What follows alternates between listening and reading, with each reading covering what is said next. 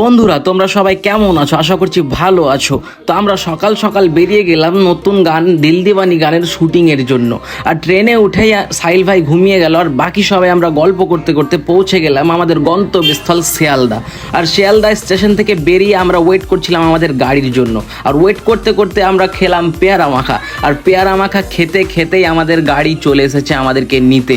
তাই আমরা গাড়িতে উঠলাম, আর গাড়িতে উঠেই দেখতে পাচ্ছ এরকম একটা ভিউ। গাড়িটাও বেশ ভালো ছিল, এবং গাড়ির ভিউ দেখতে দেখতে আমরা পৌঁছে গেলাম আমাদের গন্তব্যস্থল, আমাদের হোটেলে।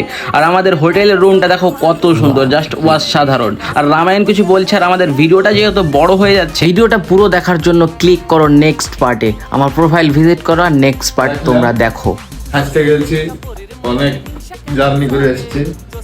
এই তো বেডফেড দেখতে পাচ্ছ, ঘরটা খুব ভালোই আছে, সুন্দর। এখন আরাম করবো, কালকে থেকে যদি বাঁচি